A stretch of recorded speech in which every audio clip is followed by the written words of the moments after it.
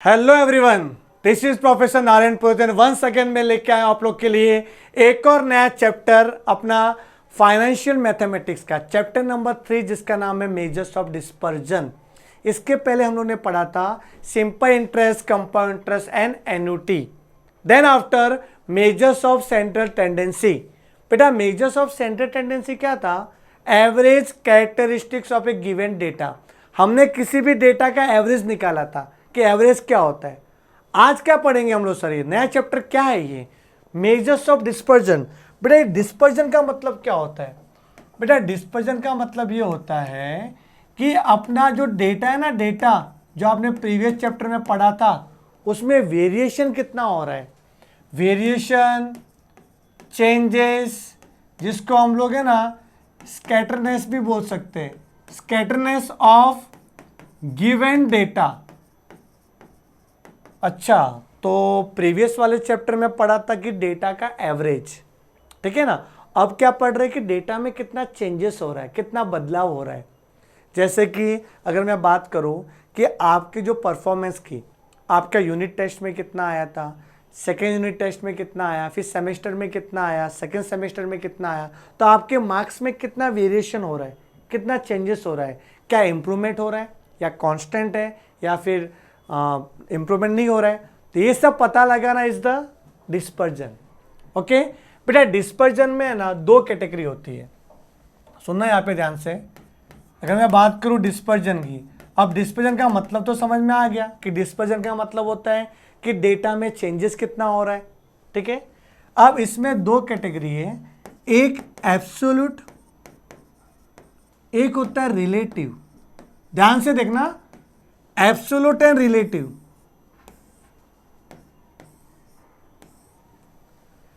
अब एब्सोल्यूट का मतलब ये होता है कि आपके परफॉर्मेंस में क्या चेंजेस हो रहा है। या फिर समझो मैं किसी क्रिकेटर की बात करूं, जैसे विराट कोहली, ठीक है, या रोहित शर्मा। वो जब खेलता है तो उसका स्कोर में कंसिस्टेंसी रहती है। आएंगे तो 40-50 तो रन बनेंगे ही बनेंगे उनके। क्लियर है कि नहीं? तो उनके स्कोर में क्या चेंजेस हो रहा है तो उसको बोलेंगे एब्सोल्यूट करके, एब्सोल्यूट। अगर मैं समझो 3-4 क्रिकेटर की साथ में बात करता हूं तो कंपैरेटिवली कितना स्कोर कर रहा है। जैसे कि आज रोहित ने समझो हाफ सेंचुरी मारी, तो विराट कोहली ने कितना किया है भी समझो, सूर्य कुमार यादव आके कितना स्कोर करके गया। तो अगर मैं 2 या 2 से ज़्यादा सीरीज की बात करता हूं, व्हेन वी आर कंपेयरिंग 2 और मोर सीरीज, तो उसको बोलेंगे बेटा रिलेटिव। क्या बोलेंगे? रिलेटिव। एक में ही कितना चेंज हो रहा है तो एब्सोल्यूट, एक से ज़्यादा रहेंगे तो क्या आएगा? रिलेटिव। अब पढ़ना क्या है इसमें? अब पढ़ना क्या है बेटा? पढ़ना ये है, इसमें हम लोग पढ़ेंगे रेंज के बारे में। रेंज बताऊंगा मैं आगे क्या है। उसके बाद में क्या पढ़ना है यहाँ पे? रेंज के बाद क्वार्टाइल डिविएशन, ठीक है।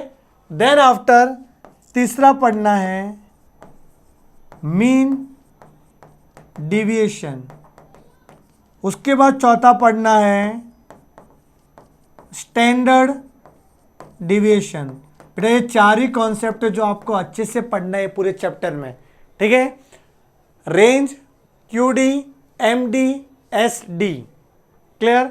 अब सर रिलेटिव में क्या? इन सब का कोएफिशिएंट, मतलब यहां पे आएगा कोएफिशिएंट ऑफ रेंज। ओके, इधर क्या आ जाएगा बेटा? Coefficient of quartile deviation. इसमें क्या आ जाएगा? इसमें क्या आ जाएगा? इसमें आएगा कोएफिशिएंट ऑफ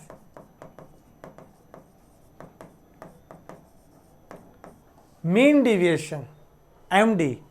और आप मुझे बताओगे इसमें क्या आएगा? बोलो जल्दी से बोलो, कमेंट करो। कोएफिशिएंट ऑफ नहीं, स्टैंडर्ड डिविएशन नहीं, कोएफिशिएंट ऑफ वेरिएशन। बात वही होती है, या तो कोएफिशिएंट ऑफ स्टैंडर्ड डिविएशन बोलो या कोएफिशिएंट ऑफ वेरिएशन बोलो। आपके बुक में लिखा हुआ है कोएफिशिएंट ऑफ वेरिएशन, वेरिएंस नहीं है। एक होता है वेरिएंस, वो अलग होता है। मैं वेरिएशन की बात कर रहा हूं। इसका शॉर्टकट है CV, CV, coefficient of variation. Okay, इसको बोलते हैं QD, MD, HD। समझ में आपको? ये पूरा आपको इस चैप्टर में कवर करना है। आगे बढ़ते हम लोग। अब आपको ये फॉर्मूला बुक में लिखना है बेटा, ये पूरा आपको फॉर्मूला बुक में लिखना है एज इट इज। ओके, अच्छा, रिलेटिव का मतलब मैंने क्या समझाया था वो भी आप लिख लो, MCQ में आ सकता है कभी कभी। रिलेटिव का मतलब होता है comparing two or more series. When we are comparing two or more series तो उसको क्या बोलेंगे हम लोग? रिलेटिव बोलेंगे। यहां तक लिख के हो गया, ठीक है। अच्छा, एक क्वेश्चन है, डेटा में ज्यादा वेरिएशन होगा तो अच्छी बात है कि कम वेरिएशन होगा तो अच्छी बात है? सर ज्यादा होगा तो अच्छी बात है ना? ऐसा नहीं होता। अगर ज्यादा वेरिएशन हो रहा है ना, मतलब वो डेटा ज्यादा रिलायबल नहीं है, ठीक है, वो डेटा ज़्यादा रिलायबल नहीं है। जैसे आप समझो कहीं गए घूमने के लिए और कोई ऐसा फ्रेंड है आपके ग्रुप सर्कल में, वो अचानक से गाना गाना चालू कर देता है, कभी सीरियस हो जाता है, कभी ज़्यादा कॉमेडी कर रहा है, तो उस पर भरोसा नहीं कर सकते कि तो चिढ़ जाएगा भाई, थोड़ा सा कॉमेडी करूँगा चिढ़ने चालू हो जाएगा, इस पर ट्रस्ट नहीं कर सकते। हाँ, जिसका नेचर कंसिस्टेंटली एक जैसा ही है उस पर ट्रस्ट कर सकते हो आप कि भाई वे तो ऐसा ही है, ऐसा ही नेचर है उसका। क्लियर है कि नहीं? तो जिसमें ज़्यादा वेरिएशन है वो ज़्यादा रिलायबल नहीं हो सकता। तो कुछ मैं पॉइंट लिखा रहा हूँ यहाँ पे, वो भी आप लिख लो, वो भी लिख लो। अच्छा पॉइंट है, देखो, मोर वेरिएशन, ठीक है, मोर वेरिएशन लेस रिलायबल।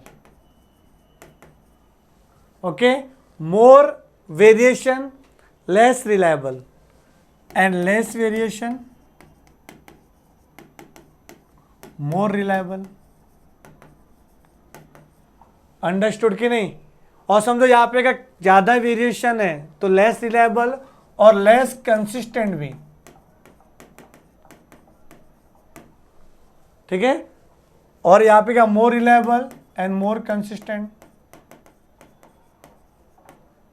ये आपको चीजों को ध्यान देना है, ठीक है। ये कमेंट में काम आएगा, आपको कमेंट में काम आएगा। मतलब कंसिस्टेंसी मतलब वो एक जैसा ही है, और जो कंसिस्टेंसी होती है ना उस पर ज़्यादा भरोसा कर सकते हो कि ज़्यादा कंसिस्टेंसी रहेगी तो ज़्यादा भरोसे वाला रहेगा, तो मोर रिलायबल रहेगा। क्लियर है? जैसे क्रिकेटर में भी जो ज़्यादा स्कोर करता है और हर टाइम स्कोर करता है, सचिन तेंदुलकर को ले लो आप, उनका हर, क्यों बोलते हैं कि गॉड ऑफ क्रिकेट है वो? क्यों यहाँ पे है ना कि उनका जो परफॉर्मेंस है वो कंसिस्टेंटली अच्छा था, हर मैच में खेलते ही थे वो। हाँ, कभी कभार बैड लक हुआ तो चलो आउट हो गए कम, बट ज़्यादातर क्या उनका परफॉर्मेंस एकदम कंसिस्टेंट है। तो ज़्यादा कंसिस्टेंट रहेगा तो ज़्यादा रिलायबल होगा। तो आगे बढ़ते हम लोग यहाँ पे। अब पढ़ना क्या अपने को? अब आपको पॉइंट नंबर 1 देना है, पॉइंट नंबर 1, ठीक है। बुक में लिखो पॉइंट नंबर 1 और लिखो रेंज। रेंज बेटा हमने ना इसके पहले वाले चैप्टर में ना कैसे स्टडी किया था, जैसे कि मीन मैंने पढ़ाया था, तो मीन में 3 कैटेगरी थी। कौन सा? एक तो इंडिविजुअल डेटा, डिस्क्रीट डेटा और कंटिन्यूअस। वैसे इसमें भी करना है अपने को कि इंडिविजुअल, डिस्क्रीट और कंटिन्यूअस। अब पहला है रेंज। रेंज कभी सुना है आपने? क्या कभी आप मॉल वगैरह गए हो घूमने के लिए? नहीं सर, हम तो सिर्फ एसी का हवा खाने जाते हैं मॉल में। चलो सपोज आप एसी का हवा खाने गए मॉल वगैरह में, ठीक है ना, यह हवा आप देख रहे हो और पीछे से कोई शॉपकीपर है वो आपको बुलाता है, बोला भाई साहब यह हवा क्या देख रहे हो, हमारे यहाँ आइए, अच्छे अच्छे टी शर्ट आए यहाँ पे। तो हमें बुलाया अंदर, आप भी चले गए अंदर। फिर ना वो आपसे आपकी औकात पूछता है, डायरेक्टली नहीं, इनडायरेक्टली। कैसे? कौन से रेंज में बताऊं? और आप भी कितने भोले होते हैं पता है, आप अपनी औकात बता देते हो। 600 से 1000 के बीच में बताओ ना, मतलब आपके कैपेसिटी है ना वो 600 to 1000 ही है। मतलब आप 600 से नीचे वाला टी शर्ट पहनना नहीं चाहते और 1000 से ज़्यादा आप इन्वेस्ट नहीं करना चाहते टी शर्ट में। तो क्लियर है कि नहीं? ये होता है रेंज, मतलब लोअर लिमिट और अपर लिमिट। तो ये डेली यूज में काम भी आता है अपने को कि रेंज क्या होता है। तो आपका उधर ही फ्लक्चुएशन होता है, आपका जो रेंज है ना, रेंज मतलब लोअर लिमिट एक चाहिए, एक अपर लिमिट चाहिए। तो आपको जो प्राइस का रेंज है वो क्या है, 600 टू क्या 1000। वैसे देखो शेयर मार्केट में जो मूवमेंट होता है, कंपनी के जो शेयर्स का प्राइस होता है वो भी चेंज होते जाता है। जो कभी लोअर सर्किट लगता है, कभी अपर सर्किट लगता है, मतलब अभी मैक्सिमम प्राइस आ गया ये, इससे ज़्यादा नहीं बढ़ेगा अभी, या फिर इतना इससे ज़्यादा नहीं गिरेगा वो। तो lower limit and upper limit वहाँ पर भी होती है कि आज समझो सेंसेक्स कितना ऊपर बढ़ रहा है या कितना नीचे डाउन हुआ, अगर ये ब्रेक कर लेगा तो और नीचे गिरेगा, और ये अगर ब्रेक करेगा तो और ऊपर जाएगा। समझे कि नहीं? नॉर्मली क्या होता है पता है, जब शेयर्स का प्राइस कम होता है ना तो लोग खरीदते, बेटा खरीदना नहीं उसको, और वेट करना और कितना नीचे जाएगा। सही कि नहीं? हाँ, बढ़ रहा है ना, बढ़ रहा है तो खरीदना चाहिए कि और बढ़ेगा वो आप समझोगे नहीं। अभी जब आप शेयर मार्केट में डिटेल में स्टडी करोगे तो पता चलेगा, लोग उल्टा करते। ठीक है, मैं शेयर मार्केट समझाने नहीं आया, हाँ मैं समझाऊंगा। एक और टॉपिक है अपना आगे, कमर्शियल मैथमेटिक्स करके, उसमें पूरा है इक्विटी शेयर, प्रेफरेंस शेयर वगैरह, उसमें हम लोग पढ़ेंगे और डिटेल में। ठीक है, अब तो सिर्फ रेंज के बारे में पढ़ते हैं कि रेंज होता क्या है। अब रेंज का मैंने आपको मीनिंग तो बता दिया, lower limit and upper limit. अब इसमें ना इसका मीनिंग, अगर डेटा इंडिविजुअल है तो क्या होगा, डिस्क्रीट है तो क्या होगा, और कंटिन्यूअस है तो क्या होगा।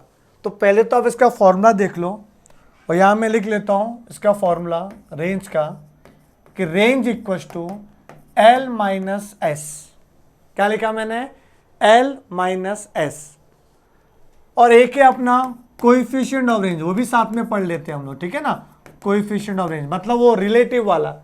दो टाइप के होते हैं डिस्पर्जन, एक एब्सोल्यूट और एक रिलेटिव। तो हम क्या पढ़ रहे हैं, एब्सोल्यूट वाला तो उसको रेंज बोलते हैं, और रिलेटिव का मतलब क्या होता है, कोएफिशिएंट ऑफ रेंज। उसका फॉर्मूला है L minus S upon L plus S into 100। Okay, into 100 करना है, बहुत जन नहीं भी करते तो भी चलता है इंटू 100, मतलब डेसिमल में भी लिख सकते हैं आप। तो क्लियर है ये इंटू 100। अब यहाँ पे ना मैं L और S का मतलब आपको लिखवाना चाहता हूँ, L और S क्या होता है। तो ध्यान देना, यहाँ पे एक बड़ा सा टेबल बनेगा, ये बड़ा सा टेबल बनेगा, पर उसको है ना आराम आराम से ड्रॉ करेंगे हम लोग। पहले मैं सिर्फ बात करूँगा इंडिविजुअल की, यहाँ मैं बात करूँगा इंडिविजुअल की, उसके बाद हम लोग पढ़ेंगे डिस्क्रीट एंड कंटिन्यूअस, वो बाद में पढ़ेंगे अपन। ये बना के रखो सिर्फ यहाँ पे। तो अगर डेटा इंडिविजुअल है, यहाँ पे लिख देता हूँ मैं इंडिविजुअल ऊपर,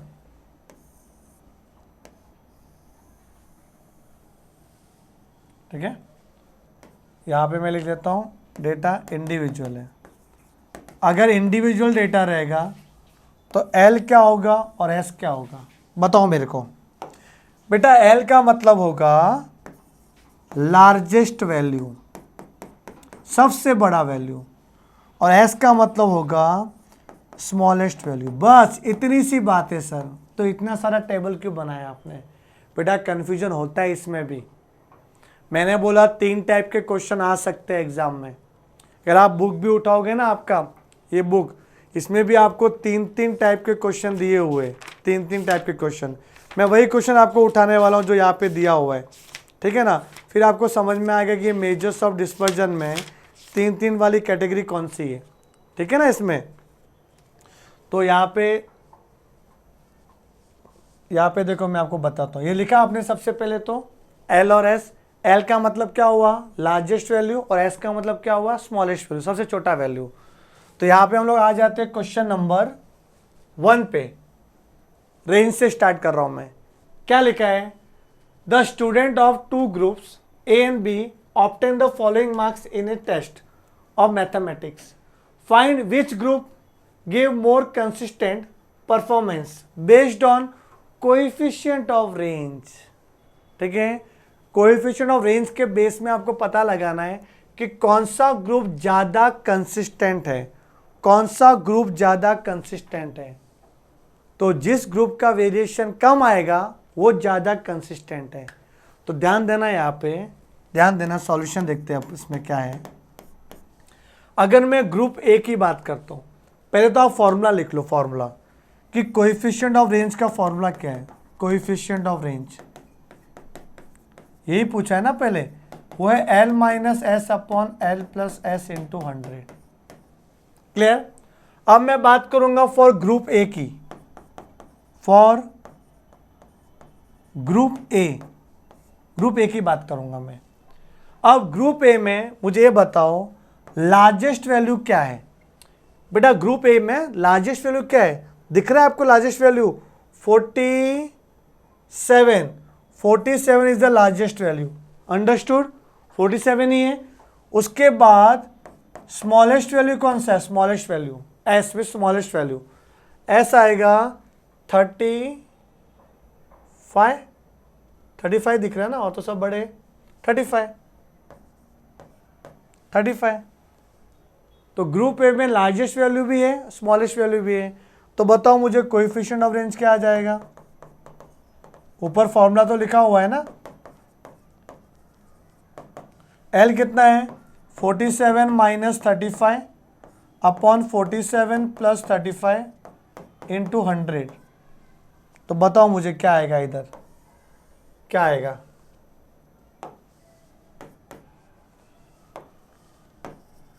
कैलकुलेट करो जरा फटाफट और मुझे आंसर बताओ, इसका आंसर क्या आ जाएगा।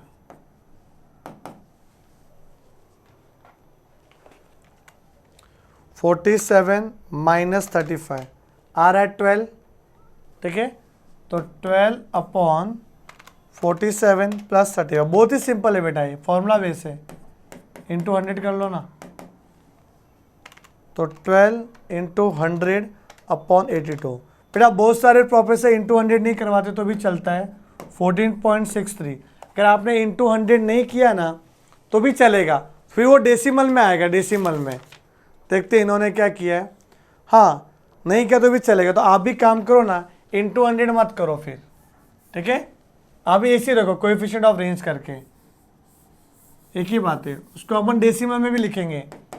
तो क्या आ रहा है 47 माइनस 35 कितना था 12 और 47 प्लस 35,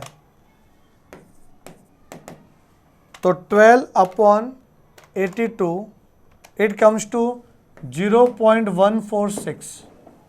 यहाँ तक क्लियर है। अब दूसरा क्या है, कोएफिशिएंट ऑफ, अच्छा फॉर ग्रुप बी। तो जल्दी से बताओ ग्रुप बी में एल क्या है, लार्जेस्ट वैल्यू। ग्रुप बी में आपको 70, 80, अच्छा 80 दिख रहा है, तो 80 is the largest value. And smallest value कौन सा है, किधर गया स्मॉलेस्ट वैल्यू, 42 है क्या। हाँ और कोई 30 में तो नहीं है ना, 35। ओके तो फॉर्मूला अप्लाई करें, coefficient of range equals to L minus S ना, 80 माइनस 35। आपने ऊपर एक बार फॉर्मूला लिख दिया ना, तो बार बार लिखने की जरूरत नहीं है। तो 80 माइनस 35 45 आ गया, और फिर 80 प्लस 35 115। तो 45 अपॉन 115 इट कम्स टू 0.391। अब आप कंपेयर करो किसका आंसर कम है, इसका आंसर कम है, ठीक है। तो जब इसका आंसर कम है, ये ज़्यादा है ना, ये कम है, तो जो कम है वो ज़्यादा रिलायबल है, और जो ज़्यादा रिलायबल है वो मोर कंसिस्टेंट है। तो बेटा क्वेश्चन पूछा क्या था आपने को कि कौन मोर कंसिस्टेंट है, यही पूछा था आपने को ना, कि which find which group gave more consistent performance. तो यहाँ पे मुझे लग रहा है कि ग्रुप ए ज़्यादा कंसिस्टेंट है। देखो ये कम है, ये ज़्यादा है, तो क्या लिखूँ मैं यहाँ पे कंक्लूजन। तो सी यहाँ लिखना पड़ेगा आपको conclusion, since coefficient of range for group A is less than that of group B. ये लिखना पड़ेगा बेटा कि coefficient of range group A का कम है as compare to group B, therefore group A is more consistent.